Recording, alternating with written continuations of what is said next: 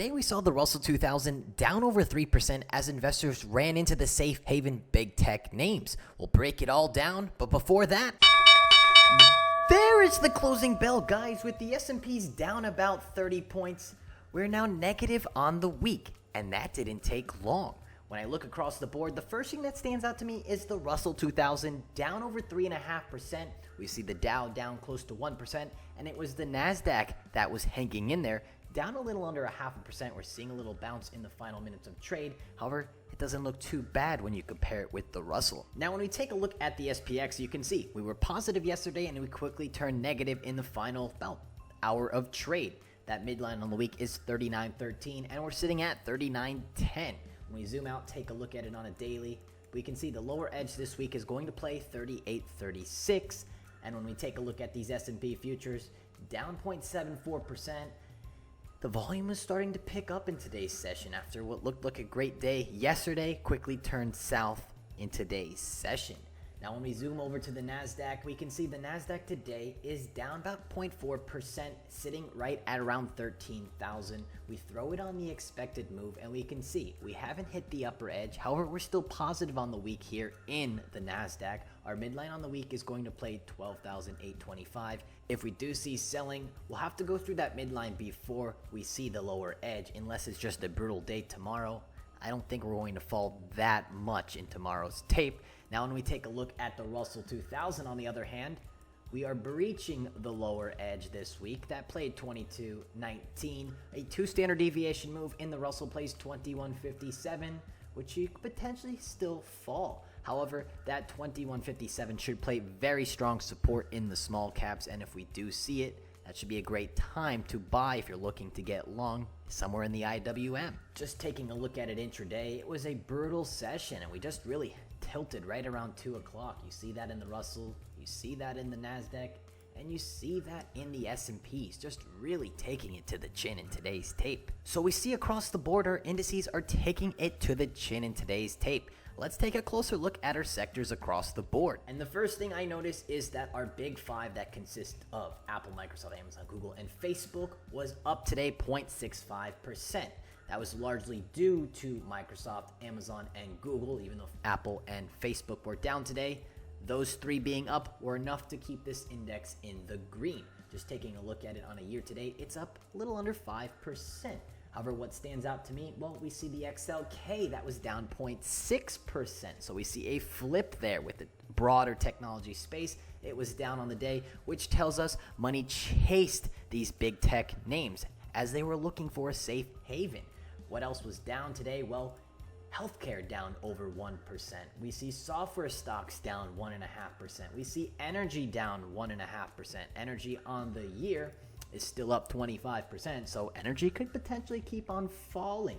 And then we see these financials down 1.4%. However, the financials are up 14% on the year. The financials hold the key to this marketplace, and they play a glue to our indices being down today and seeing 4 straight down days. Hasn't caught a green day since March 11th, and our worst performer on the day were the industrials today, down 1.75%. You just take a look at these across the board. You see the strength from the big five. However, we see the tech that's lagging. You see the financials that are just opening up and just brutal. All our main sectors are down over 1%, minus the XLK. We had the consumer staples that were up. However, it didn't do much. So going into tomorrow's tape, it's all going to come down to these financials. If these financials can get going, it can hold this marketplace together. However, if the bonds are going to keep ticking higher, it's going to cause a lot of problems. And speaking of the bonds, let's take a look at them. And we take a look at these bonds, and they're up 0.8% today. So the bonds are seeing a nice relief bounce. Just taking a look at it intraday, it's trending higher into the close. That could be trouble for these value stock names as well as the financials in tomorrow's tape. When we look at the 10-year yield, it's down almost 3%. Are we going to see a pullback here in yield? If we come back down to the 1.5%, that's going to give the green light for a lot of these growth names, especially our mega tech names. Apple, Amazon, Microsoft, Google, Facebook will play the safe havens and see a nice boost in the coming weeks. As for the volatility futures, we take a look at these VIX. They're up a little under 5%. So we got whacked yesterday. It's trying to get some of that back today. We look at it intraday. We saw a nice rally into power hour, however, retreating very fast into the close, which could be a positive sign in tomorrow's tape. As for the VVIX, it's up a little under 3%. It too in the same boat. However, we broke that 110 line. Bigger picture here, I just think this is the new norm for the volatility index, around this 115 to 110 range. We just chop around here for the most part until we can come back down to this 100 level. I don't think we're going to see a broad-based rally across the board. However, it's all going to come down to what these bonds are going to want to do. But let's move on over and take a look at our dollar index and see how the commodities broke down. Taking a look at this dollar index, it's up 0.7%, which seemed extremely odd to me today. However, we did have Powell and Yellen both talk to Congress today, so whatever they were saying, traders were drinking that juice. As for our commodities, we take a look at crude oil.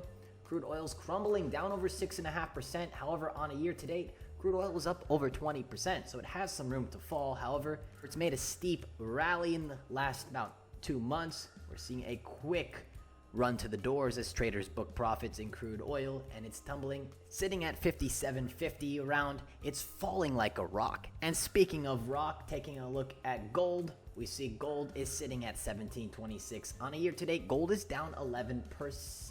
We just look, for the most part, with the dollar strengthening, it's going to hurt gold, and gold fell today about the same as the dollar was up. So a strengthening dollar, how did it do to Bitcoin? Well, we take a look at Bitcoin, and Bitcoin today down 1%.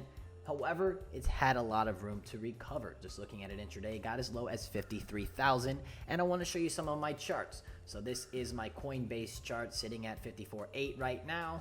I don't see any indicators on this one. However, my Binance chart, that 54.4 played a strong support. We did get below there. However, ultimately 52K will play very strong level of support in this chart, as well as the Coinbase chart. You can see 51.8 will play a very strong support. And then there's my Bitstamp. We're below this pitchfork. However, there is a pitchfork right there, and that level's sitting around 51.5-ish. So 51.5 to 52,000 should play very strong support here in Bitcoin.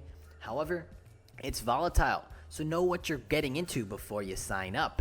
There you have it for the stock market breakdown. So the bonds continue to rally, which are crippling our financials, which in turn is just opening up this marketplace. With the Russell down nearly 2 standard deviations on the week, look for 2157 to play a very strong area in those small caps for a strong bounce. However, in the SPX, we still have some ways to go, as 3840 is going to play our lower edge on that. And as for the Nasdaq, we still need to break the midline on the week, and that plays at 12,885. Tomorrow we have a PMI number come out that could potentially stop the bleeding and maybe turn this marketplace around, so keep your eyes out for that around 8:45. But again, the bonds hold the key to this marketplace. If you've watched this far and enjoyed the video, throw me a like. It really means a lot when you guys show some support. And if you're watching me for the very first time, I do these every single day. Show some love and hit that subscribe button.